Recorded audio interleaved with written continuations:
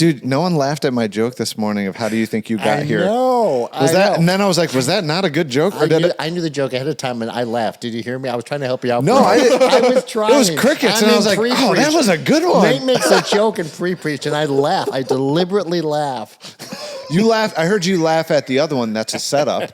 Yeah, I heard you laugh at that one. Laugh at that. But I think the one laughed like at the other how one too. How do you think you might got have been here? a little bit of a delay? Oh, stink! I was supposed to laugh at that. And then I remembered to laugh. He's halfway through the next point. Our goal on this podcast is to know Jesus better, and by the power of His Spirit, do better, so together we can be a little better. I always want to say good morning, but who knows when people are listening to this podcast. Good morning, good afternoon, good evening. Welcome to A Little Better. We're so glad you're here. We crossed the halfway point. This is week 4 out of 6 in our Mind Field series, where each week we are tackling some of the battles that we wage in our own minds. So Nate, thanks for bringing it this week. So glad. Well, I don't know what bet you lost. I don't know what happened that you got saddled with this sermon, but brother, you came through. I really appreciate what you shared on Sunday. So why don't you bring people up to speed, just recap your sermon in 60. Yep. Yeah. So really going after an issue that can be hard and difficult to talk about, one that we try to keep hidden and secret in our lives. But yeah, it has a massive impact on our lives. And so just really had a direct, honest talk around sexual temptation, sexual thoughts.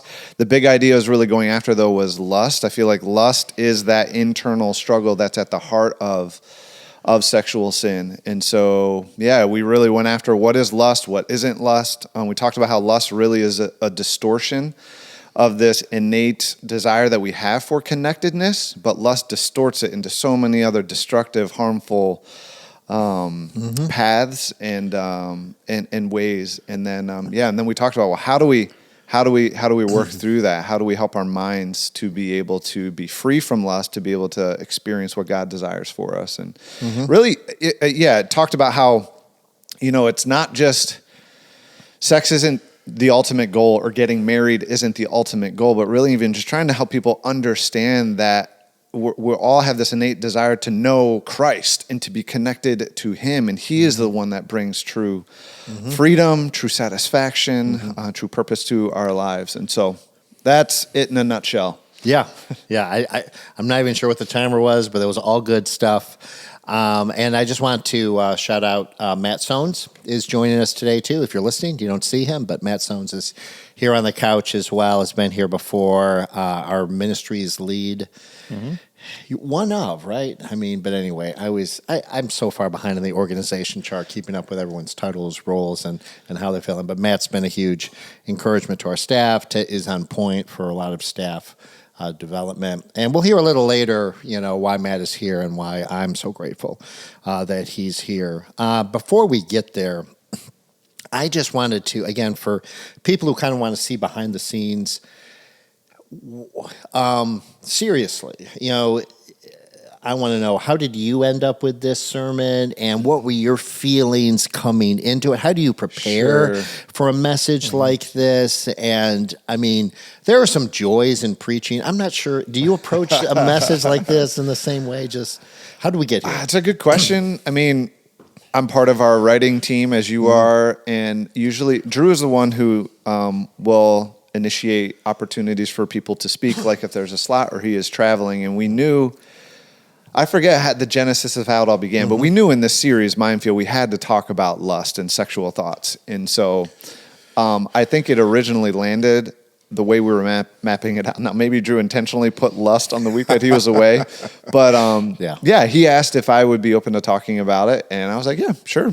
And I was talking to actually Matt about this a little bit earlier. Like, writing a sermon is naturally, there's a burden and it's hard, but this one came together better than I thought, because initially you're like, how in the world do you navigate and talk about all of this? But it was a process that God brought together, and I was excited to deliver. You get past the like, oh man, this is going to be awful, to actually getting to be excited about it. But it just was a conversation with Drew and landed on me. Yep.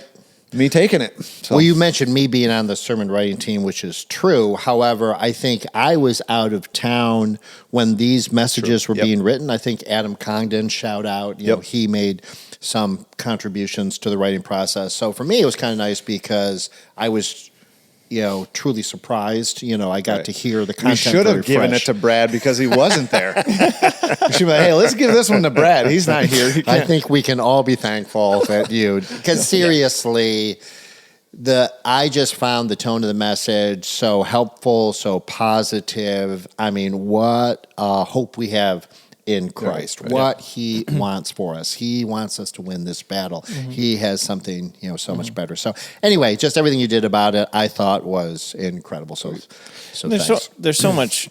What I loved about your sermon, Nate, is there's so much shame wrapped up in talking about lust because it's such a private thing, and shame like draws us into ourselves. It isolates us.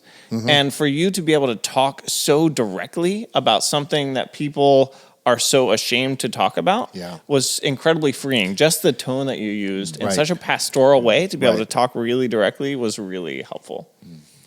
Yeah, I think so. And you also mentioned the calendar and the spacing, but what seems clear to me now is the progression of what we're working through. Because obviously week 1 was the foundation where we laid this pattern, and we're cycling through this pattern 5 times, which is observe and examine your thoughts, pray your thoughts, rest your thoughts, repair your thoughts. And I just thought, you know, each week we're seeing those same steps, but we're seeing them used in a very different way. I just thought the stuff, especially in rest your thoughts, was so good there. But in terms of the whole series, next week will be depression, you know, so you know, you'll definitely want to be here for that. And then we wrap the series with guilt and shame. So you can just see all these things kind of cascading in that direction.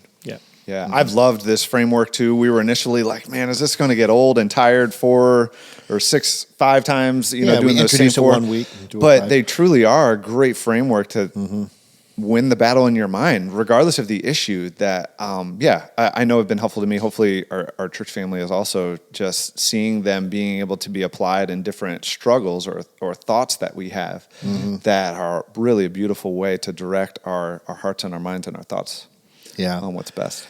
Yeah, obviously, just it means a lot for someone to step on the stage and speak this topic out loud. You know, we talked about the elephant in the pew. You know, it's just like it's in your stats, right? Stats don't change anyone, but they certainly highlight the problem. You know, how prevalent that is. We know there's not only are there people in the room, but, you know, we on staff, you know, all of us, this is a battle. It's nearly universal. So I appreciate, one, that we talk about it. You talked about it so well. At this point, I'd like to just let you know why I'm so thankful that, you know, Matt is here. So Matt is, again, like I say, an incredible leader, asset on our team, your heart, just for your walk. You know, your family, we love your family, and I love your dad. I mean, it's just, there's 3 generations of Sones, you know, that I know, and it's such an incredible blessing. But you're not here necessarily just to talk about solutions, but you've experienced the problem. Yeah, I mean, I struggled pretty significantly with what I would, looking back, I would say that was an addiction. I was addicted to pornography when I was in college, to the point that all the things you talked about. I was scheming, right? I was hiding. I was engaging pornography even when I didn't want to, because I felt compelled. Like there was, it got to a level of addiction where I didn't feel like I could physically stop doing what I was doing, even though I didn't want to be doing it anymore. Almost longing to be caught so that I could be free, and feeling like I couldn't get free. You know, and it affected all sorts of things in my life. You know, lack of sleep because I'm up late in the middle of the night on the computer. You know, this was like before smartphones were really cool or a thing. You know, so up late on the computer, you know, I'm not sleeping well, so I'm not like performing as well in school. All my relationships are suffering. It got to be a pretty significant problem for me. Wow. And so, where did the tide turn? Yeah, I was involved in one of the things you said, Nate. Was like nobody gets out. I don't know exactly how you said it, but nobody overcomes lust alone, and that was definitely the case for me. I was part of a regular kind of weekly men's prayer meeting. We would just get together and pray for 2 hours on campus, and every week, and it got to a point where I knew that if I went to that meeting, I was going to have to say something. I was going to have to pray about this issue if I went. And I felt sick, like physically sick. There was a significant spiritual battle that happened in me and around me, I think. I had decided, like, I can't go. I'm too ashamed. But the battle continued to rage. So eventually, I was like half an hour late. I showed up to this prayer meeting and just like broke down in tears. And I couldn't even say anything out loud. But the guys prayed for me. And eventually I was able to speak. And finally, Paul talks in Ephesians about basically exposing your sin to the light. And that the light of Christ will shine on you. And there's freedom there. And that is exactly what I experienced. That there's not that the temptations went away or the sinful patterns that I'd engaged went away. I mean, you've trained your body and your mind to do the same thing over and over and over again. And so retraining your mind is really hard work. And you can't do it alone. And so that was the tipping point where now this was a thing that was known in my community among some people that I could trust, and they could actively help me to overcome that addiction. Yeah. Well, thank you so much for sharing that. I mean, a couple of things. One is the last thing we want to present here is that we're free of these struggles and these sins. One thing I appreciate about the culture, the staff culture, here at Northridge, and Matt, you lead in this, and it's just true that we are going to be accountable one-on-one to each other. So, we regularly are asking each other questions about not only Bible and prayer and are we sharing the gospel, but, money and, sexual thoughts. I think our question is, have you been exposed to sexually explicit material? Have you been in a compromising situation with a member of the opposite sex? And there's anyone other than your spouse. What's that? Oh, anyone other than your spouse. Yeah, okay, right. Very good. And there are times I've had to say, I made a bad choice. There's something I did, but there's always been grace, in response to that. And it's just I want to be free of this, right? And that's probably where we get into trouble, is we think it's not a problem anymore. And I certainly look forward to heaven when we don't have to fight these kinds of desires. But I appreciate a culture where we're not sweeping it under the rug, we're not ignoring it. We know what's happening, and what environment can we create for it. Yeah, and I don't want to tell the story in a way that I come across as like, oh, that was a past thing that's totally overcome. Like I would say I'm not in a place where I'm an addict, but I still struggle, right? Sure. And I need that level I need people in my life who are going to proactively ask me, how are you doing in this area? If I have to rely on myself and my will to confess, I'm in a really bad spot. Yeah. Like I've experienced that in my life. We've been married for, I don't know, I shouldn't have started that sentence. Oh boy. 14 years. When's your anniversary? Yeah. It's actually, the math is easy because it was 2010. So 14 years. Easy. So, and I've struggled on and off. During marriage doesn't solve it. You said that, right? It's a heart problem. But I've got to have people who are asking me the question, because if I don't have people, if I have to rely on my will to confess, if I have to initiate, it's way harder because shame is so powerful. Yeah. It's got so much power. Right. That we have to work together and be for each other and be willing to ask the question, be willing to receive confession. Right. With grace. And because that's the way Christ is toward us. He's so gracious and compassionate. Yeah. Yeah, I think that's so powerful. You mentioned it, in your message about, do you have someone? Right. Yeah. Right. Well, yeah, because to your point, this is such an internal secret struggle. You look at the stats and it's like everybody to one extent is struggling with this, but yet I'm not having that many conversations with people about this. And so we want to help bring people to a place where they can release the shame and the fear to be able to have people in spaces where they can truly be honest and vulnerable, to find healing, to find, people that can walk alongside of you, in that struggle. And my hope is even this week within our church that there have been multiple conversations and people who are for the first time maybe sharing their struggle with lust or addiction to sexual sin with someone for the first time, and being able to bring light, not in a condemning way. Hopefully we're not responding in judgment or condemnation, but of just, hey, I'm here with you. Let's go. Let's set something. Let's figure this out. I'm with you. Let's partner together in this, where there's a sense of coming together versus isolation and hiding. Yeah. Yeah.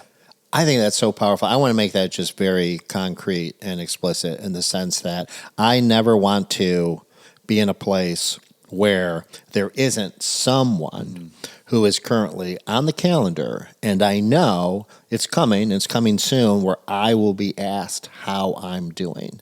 Yep. So if you don't have that, it's very hard to create it after the fact, with the problem. And given the fact that we know how universal this problem is, we just want to put it, in place for everyone. I want to talk a little bit more about being on the other side of it, because we're really challenging people to bring this to the light, right? But what about the other side of it? One, how should we respond, when people do confess that to us? And even before that, how do we create spaces where people can and do confess that to us? Yeah, I mean, my initial thoughts would be to just, on the first part of that question of how do we respond, would be hopefully just with gratitude and with, a sense of compassion and care, and not judgment, not how could you or anything like that. And then, I think asking questions to learn more, to understand this journey and struggle, I think is helpful. And then looking for ways to be helpful, is it, how can I help? Is it, let's get together every week? Is it, I need to text you at a certain time in the evening just to make sure you're okay? It can look a number of ways, but I think being able to find something too that can then help continue, like you said, to provide the space where this can, conversation or even the question can continue to be be had. Make it ongoing. Hopefully, it opens up windows to be able to continue doing that. And I say too, that it's one thing if you're a friend or you're an accountability partner, to be able to respond in a way that doesn't minimize the sin. Like, this is sin, right? And it's evil. Yeah. And so we don't want to be like, oh yeah, okay. Yes. You're like, no worries. Thanks. Right. You want to tell someone who hates lust. Yeah. That's a key. Yeah. But and so on the receiving end, it is a serious thing. You do want to be able to point people to the cross and to forgiveness and to the grace of Jesus Christ, which is so overwhelming. Yeah. And it's really love for Christ that ultimately conquers our sin, and His love for us that wipes away our sin. And so pointing each other to the cross, and man, don't be afraid. I've been in situations where somebody, we're in a group setting, somebody confesses in a significant way, and I'm thinking, man, I've had that same struggle, and it feels kind of lame to say me too, but that's okay. Be willing to step in and say, yeah, I've struggled with that too. And this is what it looks like for me. You don't want to steal the steal the spotlight or like make it about yourself, right? But ultimately, we want to make the conversation about Christ and not about our sin. And that's what I loved you pointing us to in the sermon is like, look, we can get so consumed with ourselves and our sin that we lose sight of Christ, who is the healer and the one who sets free. And so let's focus the conversation on Christ. We need to uncover. We need to examine our thoughts. We need to figure out, what are the triggers for me? What are the lies that I'm believing when I'm telling myself, when I'm convincing myself this is okay? Yeah. And what's behind that? What are the things that are missing in me or broken in me that are leading me to this thing? Yeah. And so as we explore that, we've got to have each other to help. But ultimately, we've got to get more in love with Christ than we are with our sin. I love that so much. I love everything. But the beginning of your comments, you were talking about just, it is serious. It could be, we could be dismissive with it, right? Just say, don't worry Everyone about struggles it. with it. Struggle with it. Don't worry about Right. it. You're just like everybody else, Right. I'm sorry. I was getting that whole thing was to say, but it's a different experience if you're on the receiving end of confession as like the offended spouse, right? Wow. Because that's like, man, that's really hard. And I just want to say, man, if you're the offended party, like that hurts, and it's okay that hurts. Like ultimately, you want to get to a place of forgiveness and grace, but man, that's okay if it takes some time. Yeah. And that's painful, and it's okay that that's painful, and there should be some grieving that happens there. So I just want to free people. Like, don't feel like, man, I'm the offended spouse and I'm not allowed to be upset about it. Right. Yeah. Like, no, be upset. It's upsetting. Sin is evil, and it's created this gap in your relationship. Yeah. Yeah, there's just so much stuff in what you shared on that topic. I know Jason. I'm sure it'll be in the Equip email. So if you're not getting Equip emails, make sure you get Equip emails. You can go to the website, sign up for that. I think I'll put in the additional resources on the notes for this podcast episode too. Certainly, I'll remind people of Esther Smith's book, Still and Quiet Mind. Is that it? Oh, yep. So that's the framework, that we're dealing with. Every Man's Battle, we've mentioned as a book. Great that's resource. Just very practical versus. Thirdly, what I was getting to was, I know that Jason has talked about a podcast. It's a limited series, but a number of episodes, but it's a husband and wife who walk through that very real struggle, his struggle, what he had to confess to his wife, how his wife in the gospel had to receive it, how they were able to get past it. So that is super powerful and helpful too. We'll put that in the additional resource. There's so much here, but Matt, I loved what you got to at the end of your comments about it just has to all be superseded by a love for Christ. I was looking at, John Piper has always been famous as the Christian hedonist, right? God is most glorified in us when we are most satisfied in him. And so it really is about seeking pleasure, oddly enough. But it's a holy pleasure. Right. It's the pleasure we were built for, which is only truly satisfied in Christ. And other Puritans talk about the expulsive power of a new affection. Meaning, like, it's one thing for us to put all these guardrails in here. Let's set up these cultures and places and checks and balances, and let's work on this together. But we feel like we're just trying to stuff the beast back into the cage and get the lock back on. How does the inside make the turn, right? Yeah. That's the question. Yeah. And it's so easy, I think, when it comes to the lust, like you can just immediately start putting guardrails, and naturally we go that way, and that's helpful. But I think that's why Jesus is so wise, and like, you can lose an arm, you can lose an eye, but this issue is you can still lust even if you don't have an arm or an eye. But the reality is it's an internal struggle. This is a struggle of the heart, and Christ has come to give us and replace our heart and give us a new heart. So, we need to give ourselves space. We may need to take measures to cut off access to really hurtful, harmful things. But we got to fill that with the right thing. We got to fill that with being consumed with Christ. Yeah, and I think depending on how your level of struggle with this, like, man, this is sin. Take it seriously. Don't be afraid to go a little bit overboard on like your guardrails. Like, Right. your guardrails aren't the full answer, but they're necessary to get that space. Right. That whole idea of you got to give your mind a break. Yes. Like, I didn't have the willpower to stop. I was stuck. I was an addict. And we can't manufacture the willpower to, like, when you're in patterns of sin like that, and it's so easy to get addicted because of the shame, man, you've got to have space to heal, to start building new patterns. And I mean, one of the reasons that my phone looks like this, like, I don't have a smartphone. And it's great for productivity to not be distracted all the time. But it's also great because I don't have pornography in my pocket. Yeah. It's just not an option. Yeah. And so, like, what does your phone do? I mean, some people just listening don't even know what you have in your hand. Oh yeah, I'm sorry. So I have a light phone, and it calls and texts. It has an alarm. It syncs to my calendar.